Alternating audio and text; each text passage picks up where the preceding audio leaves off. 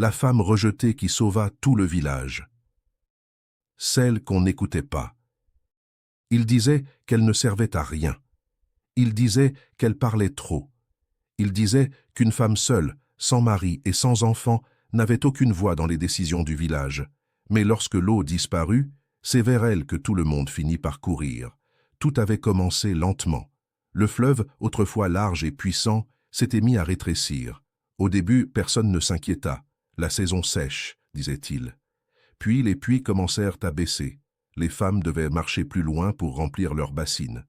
Les récoltes devinrent plus faibles. Les anciens se réunirent sous le grand baobab, comme ils l'avaient toujours fait. Les hommes parlaient fort, ils débattaient, ils accusaient la météo, ils accusaient le gouvernement, ils accusaient la malchance. Et elle était là, assise un peu en retrait, silencieuse.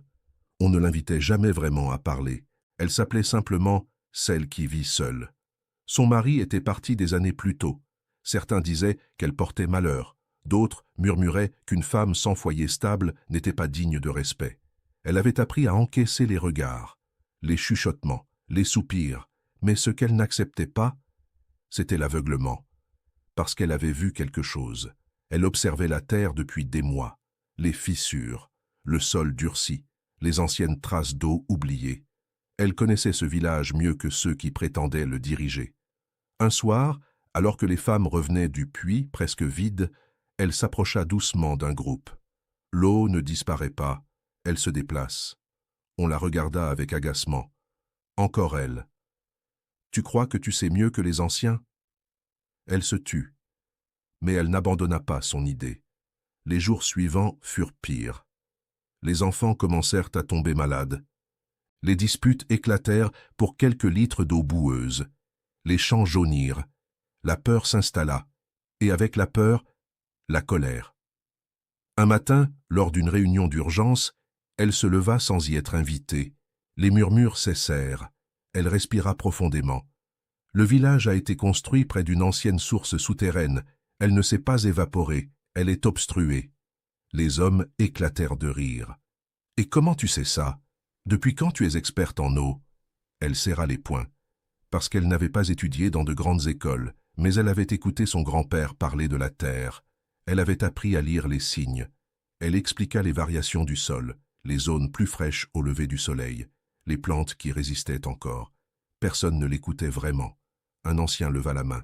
« Assez, ce n'est pas le moment pour les rêves. » Elle sentit l'humiliation brûler sa gorge, mais au fond d'elle, quelque chose refusait de s'éteindre. La situation devint critique. Les femmes marchaient des heures. Les hommes commençaient à parler de quitter le village. Les familles se déchiraient. Un soir, seule près des champs desséchés, elle s'agenouilla et posa sa main sur la terre. Elle ferma les yeux. Elle sentit l'humidité, légère, profonde. Là, elle savait, il y avait encore de l'eau, mais pas là où tout le monde cherchait. Elle rentra chez elle, prit une vieille carte dessinée à la main par son grand-père, observa les tracés anciens, les courbes oubliées, les repères naturels. Et elle comprit. Le village cherchait l'eau en surface, alors que la réponse était en profondeur. Le lendemain, elle ne demanda plus la permission. Elle alla voir quelques femmes, celles qui souffraient le plus, celles qui n'avaient plus la force de marcher des kilomètres. Elle leur parla calmement. Certaines hésitèrent, d'autres écoutèrent. Parce que parfois, ceux qui souffrent le plus sont les premiers à croire au changement. Elles commencèrent à creuser. Pas près du vieux puits, mais plus loin, à l'endroit qu'elle avait observé. Les hommes riaient encore.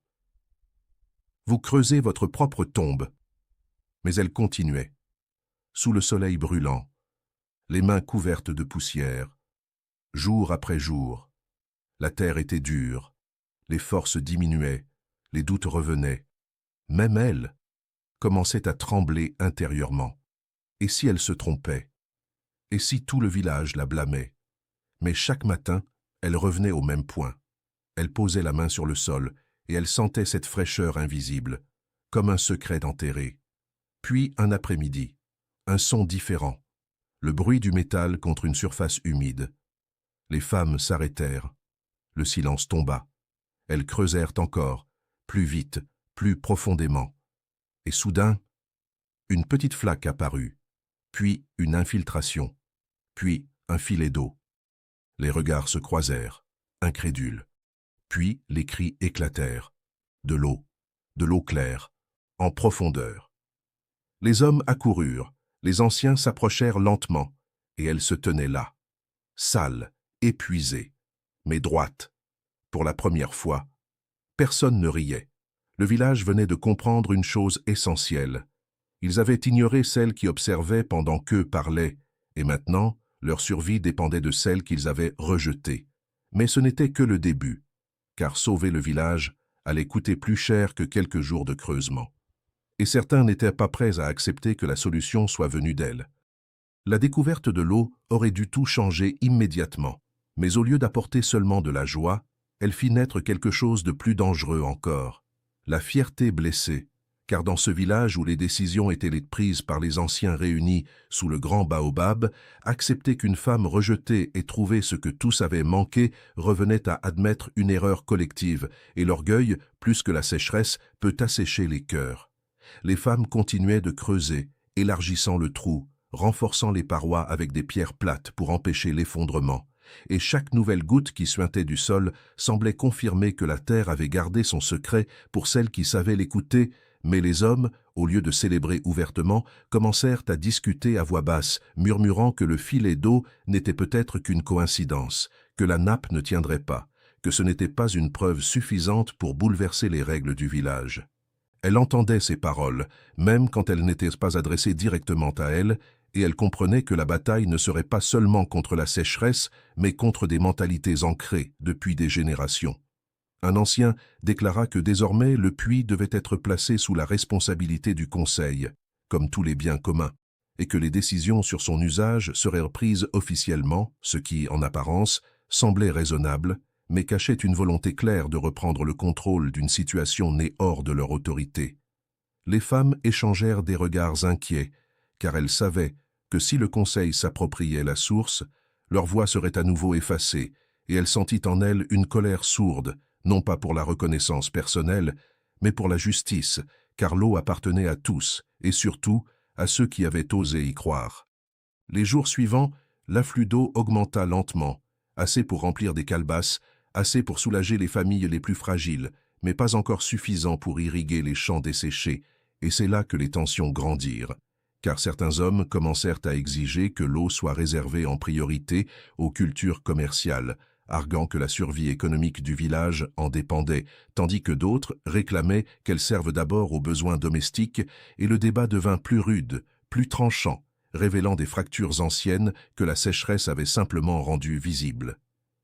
Elle tenta de parler lors d'une nouvelle réunion, expliquant que la source devait être protégée, que l'extraction devait être progressive pour éviter son épuisement, que la terre autour devait être renforcée pour éviter la contamination, mais à peine avait-elle commencé qu'un homme l'interrompit, disant que désormais l'affaire était entre les mains des responsables, que son rôle s'était arrêté au moment de la découverte, et ces mots résonnèrent comme une tentative d'effacement, comme si l'intuition et l'effort des femmes pouvaient être relégués à une simple anecdote une fois le problème partiellement résolu. Pourtant, la réalité ne tarda pas à rappeler que l'eau ne suffit pas sans organisation, car un matin, une partie de la paroi du puits s'effondra légèrement, troublant l'eau d'une boue épaisse, et les voix accusatrices se tournèrent immédiatement vers elle, certains insinuant qu'elle avait précipité les choses, que le site n'était pas sûr, que sa décision d'encourager le creusement avait été imprudente. Elle sentit le poids de ces accusations, mais au lieu de se replier, elle se rendit au puits, observa attentivement la structure et expliqua calmement que l'effondrement venait d'une extraction trop rapide, que des renforts supplémentaires étaient nécessaires, que la source exigeait respect et méthode. Et sa voix, cette fois, portait une assurance née de la connaissance pratique, car elle avait étudié la terre pendant des mois, bien avant que les réunions d'urgence ne commencent. Quelques jeunes hommes, moins attachés aux traditions rigides, commencèrent à l'écouter attentivement, posant des questions, proposant de l'aider à stabiliser le puits avec des pierres plus larges et du bois solide, et pour la première fois, une collaboration fragile prit forme entre ceux qui avaient initialement douté et celles qu'ils avaient méprisées. Mais l'orgueil ne disparaît pas en un jour, et certains anciens, se sentant progressivement marginalisés, murmurèrent que cette nouvelle organisation menaçait l'ordre établi, que laisser une femme guider les décisions créerait un précédent dangereux, Et cette résistance se transforma en pression sociale subtile, des regards plus froids, des conversations interrompues quand elle passait, des insinuations que le malheur pourrait revenir si les traditions étaient trop brusquement bousculées. Malgré cela, l'eau continuait de couler, plus claire chaque jour grâce aux ajustements qu'elle proposait, et les enfants retrouvèrent peu à peu leur énergie. Les femmes n'eurent plus à marcher des kilomètres, et les champs commencèrent à montrer des signes timides de reprise, preuve silencieuse que la solution n'était pas une illusion. Un soir, alors que le soleil se couchait derrière les collines poussiéreuses, elle resta seule près du puits, observant son reflet dans l'eau redevenue limpide, et elle comprit que sauver un village ne consiste pas seulement à résoudre un problème immédiat, mais à affronter les résistances invisibles, à tenir bon face aux regards hostiles, à accepter que la reconnaissance ne vienne pas toujours avec gratitude, et elle se demanda si elle aurait la force de continuer à défendre cette source contre ceux qui voulaient la contrôler sans l'avoir comprise. Car désormais, une nouvelle épreuve se profilait. La rumeur d'un investisseur extérieur prêt à acheter les terres du village en échange d'un forage industriel promettant une eau abondante et rapide, une promesse séduisante qui risquait d'effacer en un instant l'équilibre fragile qu'elle avait aidé à construire, et cette menace, plus sournoise que la sécheresse, allait mettre à l'épreuve non seulement son courage, mais la loyauté même du village envers celle qu'ils avaient longtemps rejetée. La rumeur arriva comme toutes les rumeurs dangereuses, doucement, presque séduisante, portée par des mots qui brillent plus que la vérité, car un matin, un véhicule blanc souleva la poussière à l'entrée du village, et de celui-ci descendirent deux hommes en chemise impeccable, chaussures propres, dossiers à la main, parlant avec assurance d'un projet capable de transformer la vie de tous, promettant un forage moderne, rapide, profond, garantissant une eau abondante sans effort collectif, sans creusement pénible, sans longues discussions sous le baobab, et beaucoup, épuisés par des mois de tension et de travail, sentirent leur espoir vaciller vers cette solution simple. Les hommes expliquèrent que leur entreprise investirait dans un puits mécanique, installerait une pompe puissante, créerait même quelques emplois, à condition que le village cède une partie des terres pour le projet, une parcelle considérée comme stratégique, et parmi ces terres se trouvait précisément la zone où la nouvelle source avait été stabilisée. Les anciens, attirés par la perspective d'un progrès rapide et d'une reconnaissance extérieure, organisèrent immédiatement une réunion, et sous l'arbre central, les voix s'élevèrent, certaines enthousiastes, d'autres prudentes, mais toutes fascinées par la facilité promise, car la fatigue accumulée rend les raccourcis irrésistibles. Elle écoutait en silence, le cœur lourd, car elle comprenait que la tentation d'une solution rapide pouvait effacer des semaines d'apprentissage patient, et lorsqu'elle demanda la parole, les regards se tournèrent vers elle avec un mélange d'agacement et d'attente.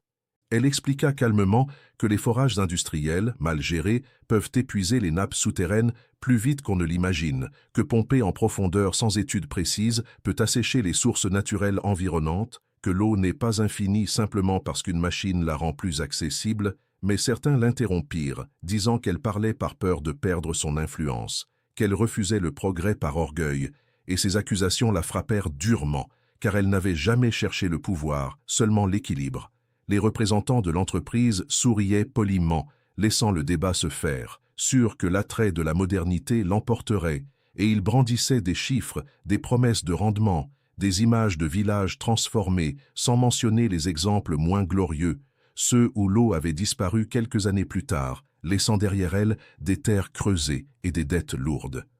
Les jeunes, séduits par la perspective d'emploi immédiat, penchaient en faveur du projet, tandis que certaines femmes, se rappelant la fatigue des longues marches passées, hésitaient entre la prudence et le soulagement. Elle sentit la solitude revenir, cette sensation familière d'être la seule à voir le danger derrière la facilité, et pourtant, elle ne céda pas au découragement, car elle savait que la peur d'être impopulaire ne peut pas guider une décision qui touche à la survie collective. Les jours suivants, la pression augmenta. Les représentants revinrent avec des contrats préliminaires expliquant que le temps était limité, que l'opportunité pouvait disparaître si le village tardait trop, et cette urgence artificielle accéléra les discussions, divisant davantage la communauté.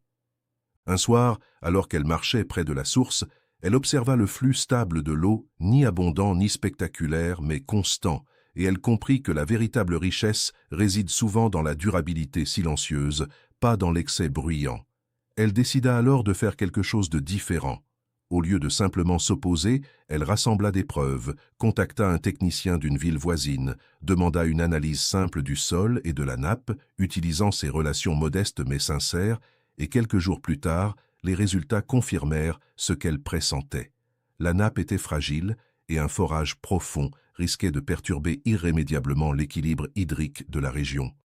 Lors de la réunion décisive, elle présenta ces données avec calme, détaillant les conséquences possibles, expliquant que la promesse d'abondance immédiate pouvait coûter des années de stabilité, et cette fois, le silence qui suivit n'était pas moqueur, il était pensif.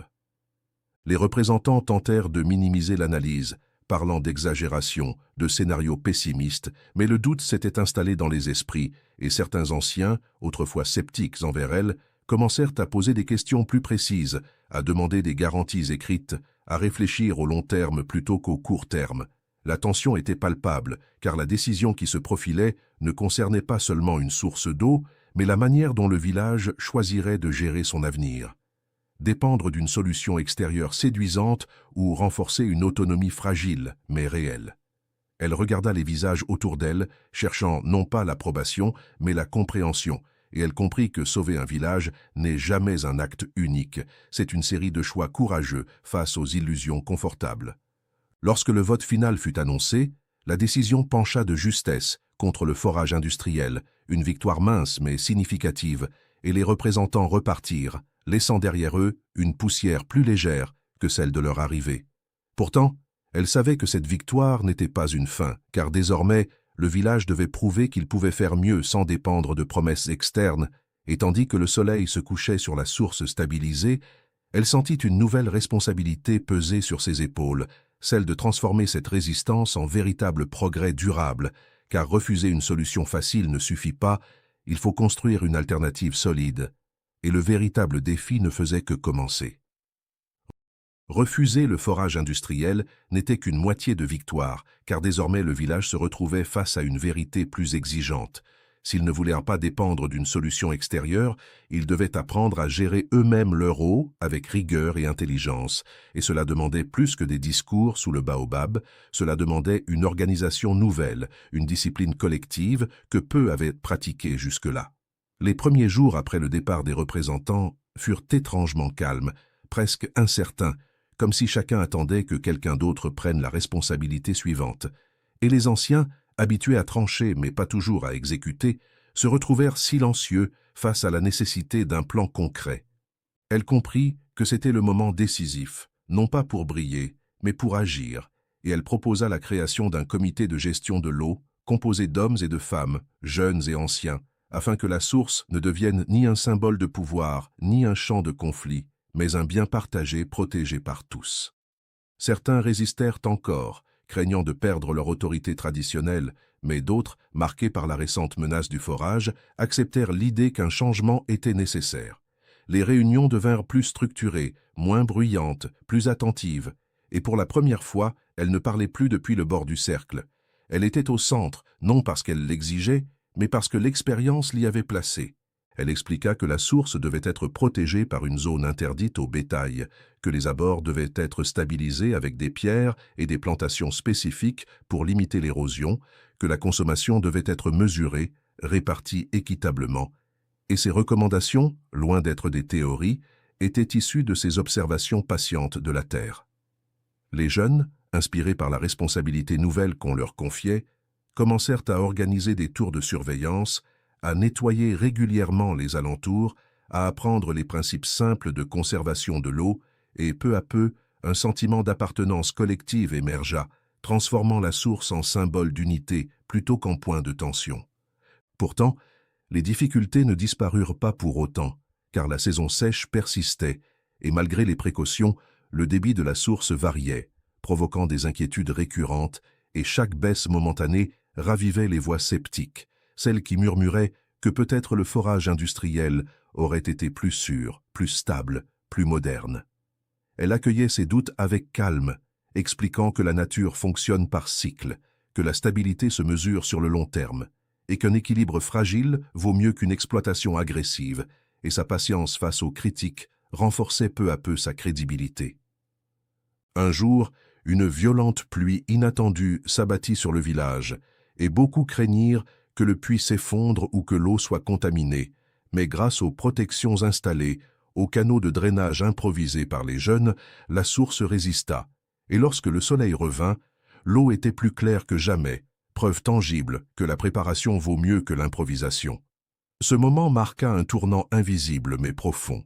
Ceux qui avaient douté commencèrent à reconnaître non seulement la validité de ces idées, mais la valeur d'une vision durable, et les anciens eux-mêmes admettaient à demi-mot que le village avait évité une dépendance risquée grâce à son insistance. Pourtant, elle ne cherchait pas à savourer cette reconnaissance, car elle savait que la sécurité de la source dépendait désormais d'un apprentissage collectif continu, et elle proposa d'aller plus loin, d'enseigner aux enfants les bases de l'observation du sol, de la gestion de l'eau, afin que la prochaine génération ne répète pas les erreurs de l'oubli. Les soirs devinrent des moments d'échange où l'on parlait non plus seulement de survie immédiate, mais d'avenir, d'agriculture plus adaptée au climat, de stockage intelligent, de diversification des cultures, et le village, autrefois figé dans ses habitudes, semblait s'éveiller à une conscience nouvelle. Elle observait ces changements avec une émotion discrète, consciente que son rôle n'était plus celui d'une marginale criant dans le vent, mais celui d'une initiatrice d'équilibre.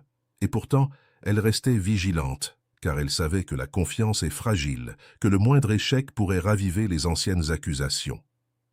Un soir, alors qu'elle s'asseyait près de la source, elle sentit pour la première fois une paix intérieure sincère, non pas parce que tout était parfait, mais parce que le village avait choisi d'apprendre plutôt que de subir, et elle comprit que sauver un village ne consiste pas à trouver une solution unique, mais à transformer une crise en leçon durable.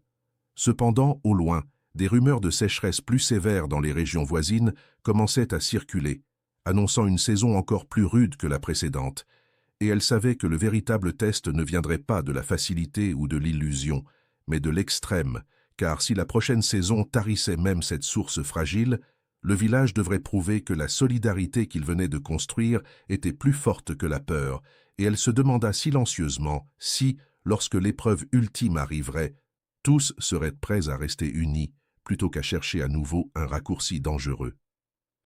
La nouvelle saison sèche ne ressemblait à aucune autre, car dès les premières semaines, la chaleur devint écrasante, le vent souleva des nuages de poussière plus épais qu'avant, les feuilles des arbres se recroquevillèrent comme si elles cherchaient à se protéger d'un soleil implacable, et les regards des habitants commencèrent à se tourner vers la source avec une inquiétude silencieuse, car cette fois, ce n'était plus seulement une difficulté passagère, c'était une menace qui semblait vouloir tester chaque promesse faite autour du puits.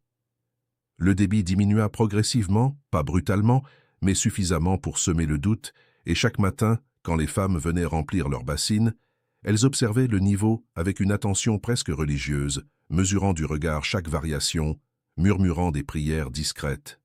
Les enfants, habitués à la présence rassurante de l'eau, commencèrent à poser des questions, et les hommes se réunirent à nouveau sous le baobab, non plus pour débattre de forages extérieurs, mais pour décider comment survivre à ce nouveau défi, sans trahir les principes adoptés. Elle écoutait, attentive, consciente que ce moment serait décisif, car il est facile de croire en la durabilité quand les conditions sont favorables, mais il est plus difficile de rester fidèle à une vision quand la pression augmente. Certains proposèrent de restreindre drastiquement l'accès, d'autres suggérèrent de rouvrir les discussions avec des entreprises extérieures, et les murmures sur l'erreur possible de leur choix précédent réapparurent, plus insistants que jamais. Elle demanda la parole, non avec arrogance, mais avec la gravité de quelqu'un qui sait que les mots peuvent orienter un destin collectif, et elle expliqua que la baisse était prévisible, que toute source souterraine fluctue en fonction des cycles naturels, que la clé résidait dans la gestion, pas dans la panique. Elle proposa un plan précis, instaurer un système de rotation pour l'irrigation, limiter temporairement certaines cultures gourmandes en eau, collecter l'eau de pluie rare mais précieuse grâce à des canaux et des citernes improvisées, et renforcer la sensibilisation des enfants à l'économie de chaque goutte. Les visages autour d'elle montraient à la fois fatigue et espoir, car chacun savait que ces mesures demanderaient des sacrifices supplémentaires. Les jours suivants furent marqués par une discipline nouvelle, parfois frustrante, car l'accès à l'eau était désormais chronométré, les disputes éclataient lorsque quelqu'un dépassait son quota, et certains accusèrent encore les femmes d'avoir créé un système trop rigide. Mais malgré ces tensions, la source continua de couler, lentement mais régulièrement, comme un cœur fragile battant au centre du village.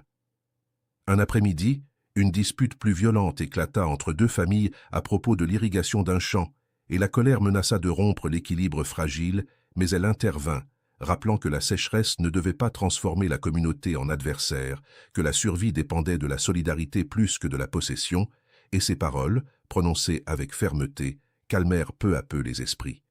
Les semaines passèrent, éprouvantes, chaque jour ressemblant à un test de patience, mais petit à petit, les habitants commencèrent à constater que malgré la chaleur extrême, la source ne s'était pas tarie, que les cultures adaptées survivaient mieux que prévu, que la gestion collective produisait des résultats plus stables qu'un pompage agressif ne l'aurait fait.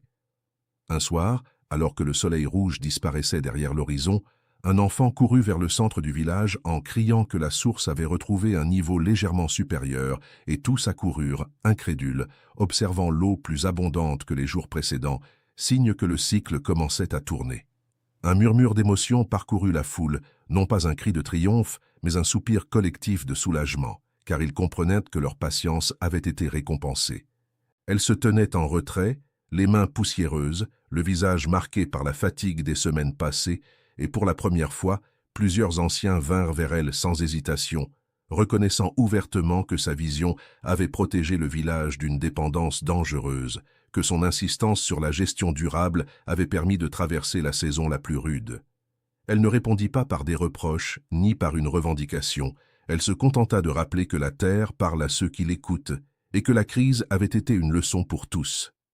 Pourtant, au fond d'elle, elle savait que cette saison n'était qu'un chapitre, que d'autres défis viendraient, que la sécurité n'est jamais définitive, et que la vraie victoire réside dans la capacité à apprendre, à s'adapter, à rester unis face à l'invisible.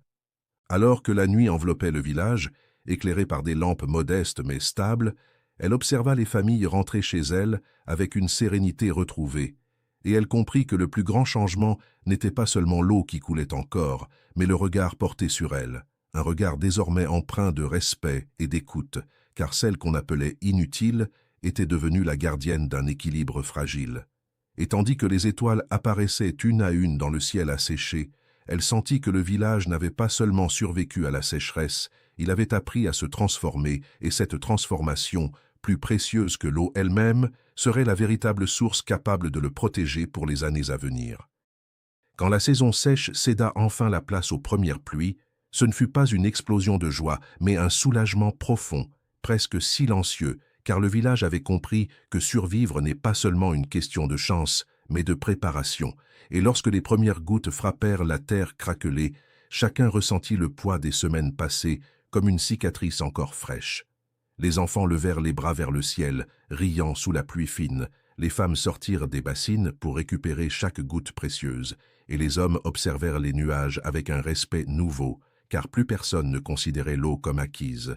Elle, debout près de la source, regardait les rigoles qu'ils avaient construites remplir lentement les canaux de collecte, et elle sentit une émotion qu'elle n'avait pas encore autorisée à monter, la fierté, non pas personnelle, mais collective. Pourtant, au-delà de la pluie, un autre changement se produisait, plus subtil, plus profond, car les anciens commencèrent à la consulter régulièrement, non plus par nécessité urgente, mais par confiance, et lors des réunions sous le baobab, son avis était désormais sollicité avant même que les débats ne s'enflamment. Ceux qui l'avaient autrefois appelé inutile évitaient désormais ce mot, remplacé par des titres plus respectueux, et cette transformation dans le langage révélait un changement plus vaste dans les mentalités. Un jour, une délégation d'un village voisin arriva, curieuse de comprendre comment ils avaient traversé la sécheresse sans aide extérieure, et elle fut invitée à expliquer leur méthode, décrivant la gestion collective, la rotation des cultures, la protection de la source, et à mesure qu'elle parlait, elle réalisa que son expérience devenait un modèle au-delà des frontières de son propre village. Cette reconnaissance extérieure renforça la confiance interne, mais elle resta prudente, rappelant que chaque terre est différente, que les solutions doivent être adaptées, que la clé n'est pas la copie, mais l'écoute attentive de son propre environnement. Dans les mois qui suivirent, le village entreprit d'autres initiatives inspirées par cette nouvelle conscience. Reboisement des collines pour retenir l'humidité, formation des jeunes à des techniques agricoles moins gourmandes en eau, création d'un petit fonds communautaire pour anticiper les crises futures, et chaque projet portait la marque d'un apprentissage tiré de l'épreuve. Pourtant, tout n'était pas parfait, car certaines tensions subsistaient, des rivalités anciennes ressurgissaient parfois, et la fatigue accumulée laissait des traces dans les conversations. Mais désormais, les désaccords étaient abordés avec un souci de dialogue, plutôt qu'avec des accusations, preuve que la crise avait modifié non seulement les pratiques, mais les relations. Un soir, alors qu'elle marchait seule près de la source, elle repensa au jour où on l'avait traitée d'inutile, au regard de mépris, au silence lourd, et elle comprit que si elle avait cédé à l'amertume à ce moment-là, le village n'aurait jamais connu cette transformation. Elle se rappela les nuits où elle avait douté, les matins où elle avait presque renoncé, et elle sentit une gratitude discrète envers sa propre persévérance, car sans elle, la solution aurait été étouffée par le bruit des certitudes anciennes. Les enfants commencèrent à la suivre dans ses tournées d'inspection, posant des questions, apprenant à observer les fissures du sol, à écouter le murmure de l'eau, et elle comprit que son véritable héritage ne serait pas seulement la source préservée, mais cette génération formée à la vigilance et à la responsabilité. Un jour, l'un des anciens les plus critiques s'approcha d'elle et, d'une voix basse mais sincère, lui demanda pardon pour les paroles passées, reconnaissant que la peur l'avait rendue injuste, et ce geste, simple mais rare, fut pour elle la preuve que le village avait grandi autant qu'elle. Elle répondit sans triomphe, disant que les crises révèlent autant qu'elles blessent, et que l'important n'est pas d'avoir toujours raison, mais d'être prêt à écouter. À mesure que les saisons reprenaient leur rythme plus stable, le village ne redevint pas celui d'avant, car quelque chose d'irréversible avait eu lieu. La communauté avait appris que la valeur d'une personne ne se mesure pas à sa conformité aux attentes traditionnelles, mais à sa capacité à voir plus loin que l'urgence. Elle continua son travail, non plus comme une marginale combattant seule, mais comme une voix intégrée, respectée, et même si elle savait que de nouveaux défis viendraient un jour, elle n'en avait plus peur, car elle avait vu ce dont le village était capable lorsqu'il choisissait l'unité plutôt que la facilité.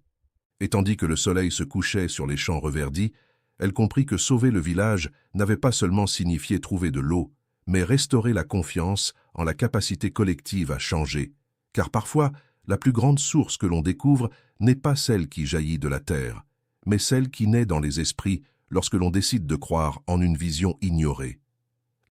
Les années passèrent, et le village ne parla plus seulement de la grande sécheresse comme d'une épreuve, mais comme d'un tournant, car c'est à partir de cette période que les habitudes changèrent durablement, que l'eau ne fut plus perçue comme un acquis, mais comme une responsabilité, et que le nom de celle qu'on appelait autrefois inutile devint synonyme de prévoyance et de courage tranquille.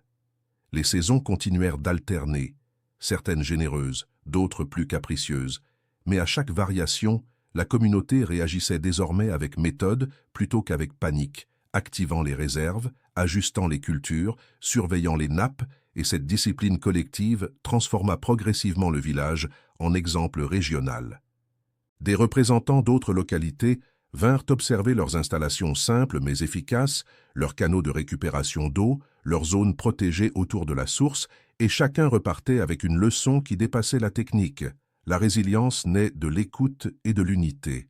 Elle, quant à elle, ne cherchait toujours pas à occuper un poste officiel, refusant les titres trop solennels, préférant rester proche de la terre, des enfants, des champs. Mais son influence était désormais indéniable, car même les décisions politiques locales tenaient compte de son avis, et les jeunes la regardaient comme un modèle d'indépendance et de réflexion. Un jour, un programme gouvernemental proposa d'intégrer le village dans un projet pilote de gestion durable de l'eau, offrant des formations avancées, des équipements supplémentaires, et lorsque l'annonce fut faite sous le baobab, les regards se tournèrent instinctivement vers elle, comme pour s'assurer que cette opportunité ne cachait pas une nouvelle illusion. Elle étudia le projet avec soin, posa des questions précises, demanda des garanties sur le respect des méthodes locales, et après plusieurs réunions, recommanda l'acceptation conditionnelle, car cette fois, le village était prêt à collaborer sans se soumettre. Ce choix marqua une nouvelle étape. Il n'était plus dans la réaction, mais dans la négociation, capable d'évaluer les avantages sans sacrifier leur autonomie. Le projet fut lancé et avec lui vinrent des formations pour les jeunes, des ateliers sur la conservation, des échanges avec d'autres régions confrontées aux mêmes défis et progressivement, le village devint un centre d'apprentissage, attirant l'attention au-delà de ses frontières. Elle observait ces changements avec une humilité constante, consciente que son rôle n'avait été qu'une étincelle dans un processus collectif plus vaste. Pourtant, malgré la reconnaissance croissante, elle n'oublia jamais les jours où elle avait été mise à l'écart, car ses souvenirs lui rappelaient que toute communauté peut se tromper lorsqu'elle confond tradition et stagnation. Elle utilisa cette mémoire comme un outil pédagogique, racontant aux enfants comment les idées nouvelles sont souvent rejetées avant d'être acceptées, les encourageant à questionner sans mépriser, à proposer sans imposer. Un soir, alors qu'elle marchait près de la source devenue symbole de renaissance, un groupe d'adolescents la rejoignit pour lui annoncer qu'ils avaient conçu un petit système expérimental de filtration naturelle pour améliorer encore la qualité de l'eau, et en les écoutant expliquer leur plan avec passion, elle comprit que son héritage dépassait de loin la crise initiale. Elle avait semé la graine de la curiosité et de la responsabilité. Les anciens, autrefois rigides, participaient désormais aux discussions avec plus d'ouverture, reconnaissant que la sagesse ne se limite pas à l'âge, et cette évolution dans les mentalités était peut-être la transformation la plus profonde de toutes. Les visiteurs continuaient d'affluer, curieux de comprendre comment un village presque condamné par la sécheresse avait réussi non seulement à survivre, mais à prospérer, et chaque fois qu'on lui demandait le secret, elle répondait simplement que la solution ne se trouvait pas dans un miracle, mais dans la décision collective de ne pas céder à la facilité. Au fil du temps, son histoire fut racontée dans d'autres villages, puis dans des villes plus lointaines, et elle devint un symbole discret de courage féminin dans des communautés où la voix des femmes était souvent minimisée.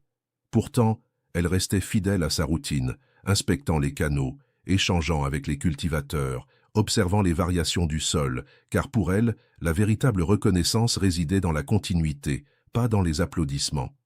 Un matin, en regardant le soleil se lever sur des champs verdoyants, elle ressentit une paix profonde, car elle savait que même si elle devait un jour quitter ce monde, la structure qu'ils avaient rebâtie survivrait, portée par des esprits formés à la vigilance et à la solidarité. Le village, autrefois divisé par le doute, était devenu un exemple d'équilibre, et la femme rejetée avait transformé son exclusion en moteur de changement. Ainsi, son héritage ne fut pas seulement une source préservée ou des récoltes sauvées, mais une mentalité renouvelée, une preuve que la marginalisation peut devenir une force lorsque l'on refuse de céder à l'amertume. Et tandis que la vie suivait son cours, elle comprit que la véritable victoire n'est pas d'avoir été reconnue, mais d'avoir permis à tout un village de croire en sa propre capacité à se réinventer, car certaines sources ne s'assèchent jamais, celles qui naissent du courage de rester fidèle à sa vision, quand personne d'autre n'y croit encore. Les années avaient adouci les visages, creusé quelques rides supplémentaires sur les fronts autrefois tendus par la sécheresse, mais dans le village, un détail n'avait jamais changé. La source continuait de couler, régulière, claire, presque symbolique, comme si elle portait en elle la mémoire silencieuse de tout ce qui avait été traversé. Les enfants qui avaient vu leur mère marcher des kilomètres sous le soleil brûlant étaient désormais des adultes responsables, des cultivateurs organisés, des enseignants, certains même partis étudier pour revenir avec de nouvelles idées, et chacun, à sa manière, gardait en lui le souvenir de cette période où tout aurait pu s'effondrer.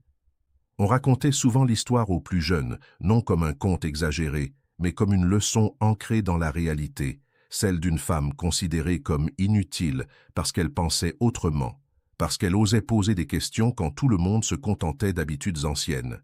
Les anciens, autrefois les plus critiques, étaient devenus les gardiens de cette mémoire, rappelant comment ils avaient failli choisir la facilité plutôt que la patience, comment ils avaient presque laissé la peur guider leurs décisions.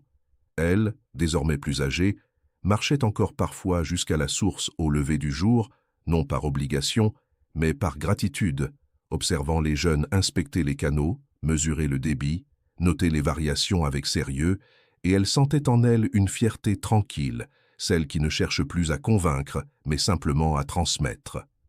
Le village avait évolué, de nouvelles maisons s'étaient construites, les cultures s'étaient diversifiées, les techniques s'étaient modernisées sans trahir les principes de base, et la gestion collective était devenue une norme, presque naturelle, preuve que la discipline peut se transformer en culture. Des visiteurs continuaient de venir, journalistes, étudiants, responsables régionaux, curieux de comprendre ce qui avait permis cette transformation durable, et chaque fois qu'on lui demandait ce qu'elle avait fait de si exceptionnel, elle répondait avec simplicité qu'elle n'avait fait qu'écouter la terre et refuser d'abandonner quand tout semblait perdu. Ce refus, ce simple acte de persévérance, avait déclenché une réaction en chaîne bien plus vaste que ce qu'elle avait imaginé. Elle savait aussi que son histoire n'était pas unique, que dans d'autres villages, d'autres femmes portèrent des idées ignorées, d'autres voix tentèrent de s'élever face à des traditions figées, et elle espérait que son parcours servirait de lumière pour celles qui doutent encore de leurs valeurs. Un soir, lors d'une cérémonie communautaire célébrant les 10 ans de la grande sécheresse, les habitants décidèrent d'installer une plaque près de la source, non pour glorifier une personne, mais pour rappeler la leçon apprise. La survie appartient à ceux qui écoutent et agissent ensemble. Lorsqu'on lui demanda de dire quelques mots, elle resta silencieuse un instant, le regard posé sur les visages rassemblés. Puis elle déclara que la véritable victoire n'avait jamais été l'eau elle-même, mais la capacité du village à changer, à accepter que la sagesse peut venir de n'importe où, même de celle qu'on avait rejetée. Les applaudissements furent longs, sincères, mais elle savait que l'essentiel se jouait ailleurs, dans les habitudes quotidiennes, dans la vigilance constante, dans cette décision collective de ne plus confondre tradition et immobilisme. Les saisons continuèrent leur danse imprévisible, mais le village ne fut plus jamais pris au dépourvu, car il avait intégré une nouvelle manière de penser, plus flexible, plus attentive, et chaque défi devint une occasion d'appliquer les leçons apprises. Elle comprit alors que sauver un village n'est pas un événement spectaculaire, mais un processus silencieux, fait de petites décisions courageuses, répétées dans le temps. Et quand elle s'assit un jour à l'ombre du baobab, observant les enfants jouer près de la source devenue presque ordinaire tant elle était stable, elle réalisa que son plus grand accomplissement n'était pas d'avoir été reconnue, mais d'avoir transformé le regard des autres sur ce qu'ils considéraient autrefois comme inutile. Car parfois, la personne que l'on marginalise porte en elle la clé d'un avenir collectif, et c'est seulement lorsque la crise éclate que l'on découvre la valeur de ceux qui ont toujours vu plus loin. Ainsi, l'histoire de la femme rejetée ne fut pas seulement celle d'une crise d'eau résolue, mais celle d'une communauté qui apprit à écouter, à évoluer et à se faire confiance, prouvant que le courage d'une seule peut éveiller la force de tous. Et si le plus grand danger pour un village n'était pas la sécheresse, mais le mépris?